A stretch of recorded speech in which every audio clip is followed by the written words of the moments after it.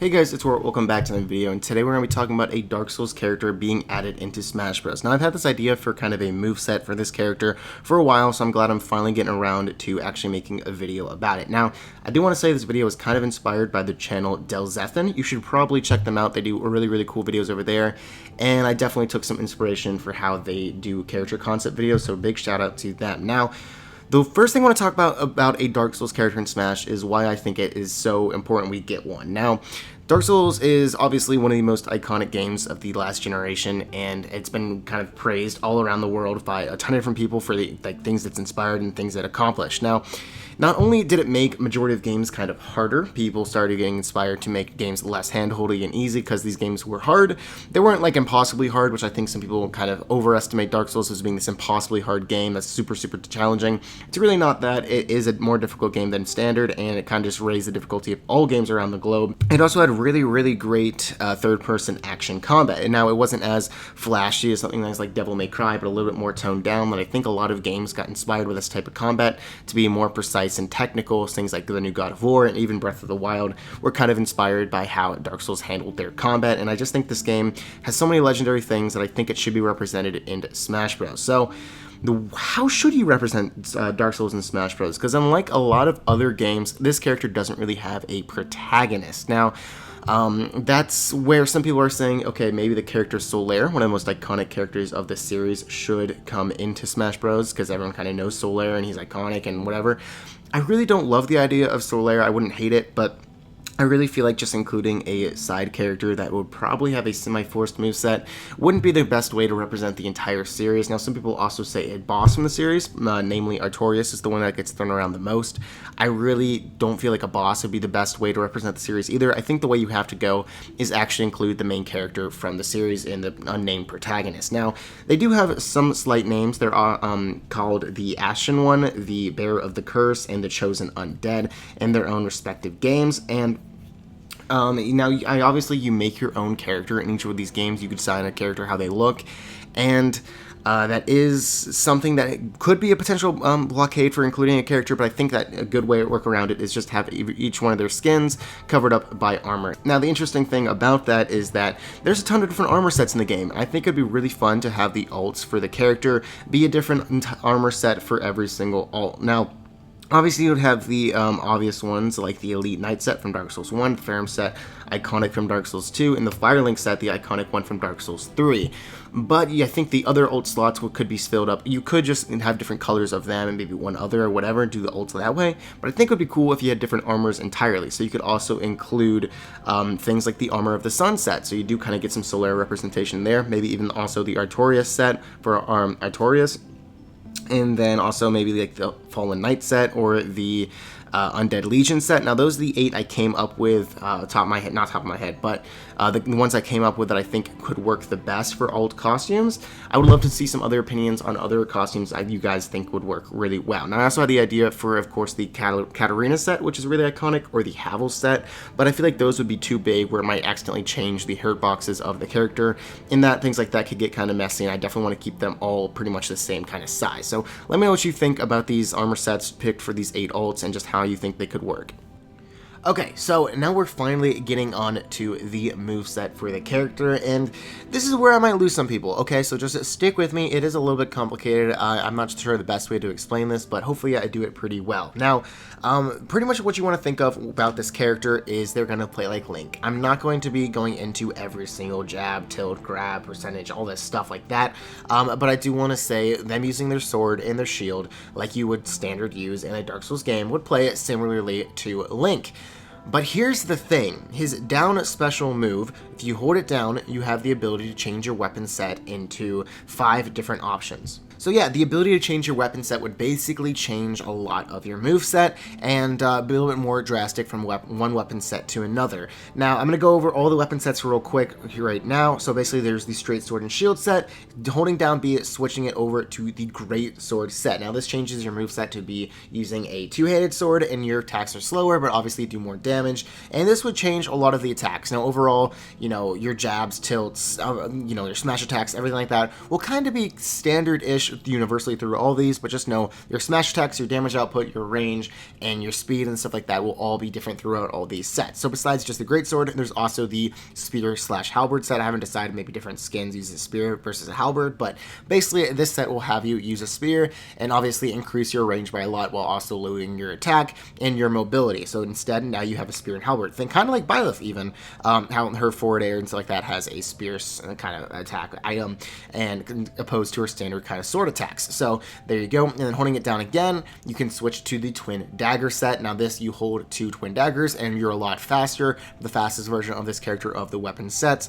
But unfortunately you don't have much range, and you also do not do that much damage output, but you can do a lot of different faster type of attacks. And then also, the very last weapon attack set is a Catalyst and Shield. Now, this would replace your short sword with a Catalyst, and you'd be able to use a Soul Arrow and stuff like that. So basically, how you did Soul Arrow is side B. Besides the side B, all your standard attacks would be the same, basically, as the short sword and shield set, but they would just be a lot less damage because you're obviously fighting with a stick instead of a sword. So same kind of moveset as the straight sword and shield set, but it's going to be using a lot less damage output. So you kind of want to only set on that for ranged attacks. So how do you do a ranged attack is actually using side special. So with side special, you'd be able, while holding the catalyst set, you would shoot out a soul arrow. Now I'm not going to include a whole MP bar or anything like that. Hero already deals with MP bars, and I know that probably could be a thing with a character if he's actually included in the games.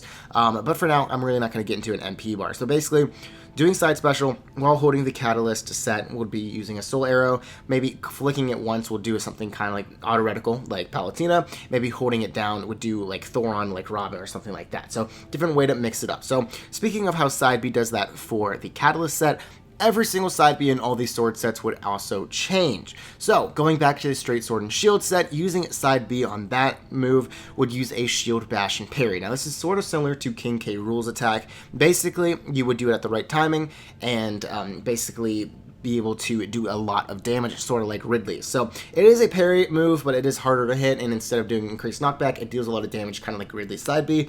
And also my idea here is you can only use it on the ground. So kind of not a great move, but also not that bad. And if you can get good at timing that side B while holding the straight sword and shield set, then you would be able to deal a lot of damage. Now, using a greatsword set, basically the side B would pretty simple, like a hatchet man kind of attack, just a big swing that has a lot of startup, but obviously it probably breaks shield and does a lot of damage. And using side B as a spear slash halberd set would be able to do a dashing plunge attack. So basically you just kind of like Manja's Wondering, but obviously not as broken or strong without the cooldown and everything like that. Not cooldown, but limited uses per stock. And basically charge across a section of the stage with a spear and deal a lot of damage that way to close the distance. And also, lastly, the Twin Dagger set using a side B would be kind of like the Dancing Blade with Marth and Lucina, just a flurry of attacks using side B like that. So that's a big deal of this character, is using the different weapon sets, and I know that can kind of be intimidating dealing with potentially 5 different move sets, but just keep in mind, obviously the grabs, tilts, jabs, all this kind of stuff would not change that drastically from set to set. Besides, obviously, the spear slash halberd would probably be the biggest one. The biggest thing to change, though, instead of just some moveset things, would definitely be the range, the damage output, and the mobility. So those are the big things that change per each different set and everything like that. So keep that in mind for sure. So we've talked about the down special, which changes your weapon set, and the side special, which uses whatever weapon set you have, that specific weapon art, to do a variety of different attacks. But now let's talk about the up special real quick, which is basically just holding out the Homeward Bone, an item from the Dark Souls game that teleports you probably similarly to like Palutena or Zelda, more like Palutena I would say, and probably a little bit slower for recovery. And honestly, he probably wouldn't have that great a recovery because, Dark Souls characters aren't known for their verticality while advancing up a level or anything like that. So definitely using that, just kind of holding it up in the air and then teleporting it to whatever direction you're aiming, and has a little bit of startup lag. Probably wouldn't be used that much besides just recovering. Now, the very last thing about this character is his neutral special, which also is a little bit complex, like his down special, which changes his weapon sets. So his neutral special is basically just using an item, and you change the item by holding B, and you can select from an item wheel. Now, obviously this would make his icon or something have two different things. So you would have the item displayed and also whatever current weapon you set you have. This would definitely be required for the item one. The weapon set, you could also just look at the character and know what weapon they're holding out, so you have that idea in mind, but having it on the HUD icon would definitely not hurt either. So basically using a different item, basically just use whatever item you have selected. Now I have a couple of different items here listed out. Obviously the obvious one is an Estus Flask, the iconic healing item from the series. Now I'm thinking what happens with each item is that you only have a certain amount of them per stock, and you can't just keep spamming heal over and over again. So I'm thinking you have maybe 3 Estus Flasks per stock. They have a little bit of lag to use them, so you can definitely get punished while using it, but it is basically a heal. You heal 10 to 15%, you have 3 of them per stock, and it's just a really good item to have on you on a lot of different times. Now, next time I want to talk about is basically a throwing knife. Now, this is his main projectile. You would have probably about 10 of them, and it basically is just a zoner kind of tool item, and it doesn't do a lot of damage, but it's definitely the fastest item he has in his kit to throw out at enemies, and it's basically the item to go to when you want to keep enemies away from you. Also, the firebomb item is definitely an alternative. Probably have 2 or 3 of them, and basically you do big damage. So it's a slower throwing projectile than the throwing knife, but this one instead has a lot of damage it does upon hitting an opponent, and like I said, 2, maybe 3 of them per opponent. Next up is a green blossom item. You have like 3 of these. Eating one gives you a speed boost, kind of like Heroes Accelerate, but probably not as extreme. Now, obviously, using them in game regains in the Dark Souls games regains your stamina, so this one would definitely be a little bit tweaked to be working in the game, but using 3 of them, get yourself a little speed boost. Use this with the twin daggers so that you're definitely flying around the stage and having a lot of fun with this character. So there you go. And lastly, maybe not lastly, I have a couple ideas I want to talk about, but lastly, for the ones I'm sure of, is a Pine Risen. So basically use the Pine Risen. Not only does the weapon deal more damage, but it would also, deal increasing attack, kind of like Arsene's, what is it, side B, Joker's side B, I can't remember the name right now, but Aegon, whatever it's called, and just deals increased damage, like burn damage. And it lasts maybe 15 seconds. You put it in whatever weapon you have, it'll last like 15 seconds, your weapon's on fire to deal more damage. Now, those 5 items are the ones I'm pretty sure of that I think would make a lot of sense to include, but there is definitely 2 more that I want to throw out there that are kind of decent ideas. I want to hear you guys' opinion on them. Now, the first one is a humanity. So basically, the humanity would boost all your stats and heal. Now, this doesn't sound that crazy of an item. You have 1 of them per stock, but I don't know, it just might be a little bit overkill because, you already have a healing item and also boosting your stats. It might get a little crazy because you can also already boost your speed and your attack with the Pine Risen and the Green Blossom items, so humanity might be a bit overkill. And then the last item is definitely the craziest thing about his kit. It would be the White Soapstone item. So in the games, you use it to summon a new, an ally in the games, but in this one, you basically do the same thing, but basically you write it down. It takes a while to write down, you leave it for a little bit, and then a CPU comes up and helps you and your team. Now, that might be really, really broken, I don't know. Obviously, the CPU would be low level and probably pretty weak, but that might be a little bit complicated, if you're playing like 4 people and like 8-player Smash even, and then you write down a soapstone and then you each get a CPU. Might be a little crazy. Game might not be able to handle it, and definitely probably can't handle it, and just be a lot going on. So I don't know if that one's a good idea at all, but I do definitely still want to throw it out there. And for his final Smash, I don't know. I don't know what his final Smash could be. I've thought about it. Yeah, I honestly can't think of much for his final Smash. You could have one of the dragons from the game come in and attack. You could have him summoning someone with a White Soapstone, maybe instead. That's a cool final Smash idea. You summon a whole bunch of allies to come up, and then you beat people up in a cool little short animation. I'm not entirely sure. Maybe you just stab them and make a bonfire out of them. That would be disgusting, but also really cool. So, yeah, let me know what you guys think about this character, pretty much. I know it's kind of a sudden wrap up here, but talk about his moveset. Like I said, I don't want to go into every single jab, tilt, whatever like that. His taunts, obviously it'd have the Praise the Sun taunt, and obviously some of the other taunts from the games.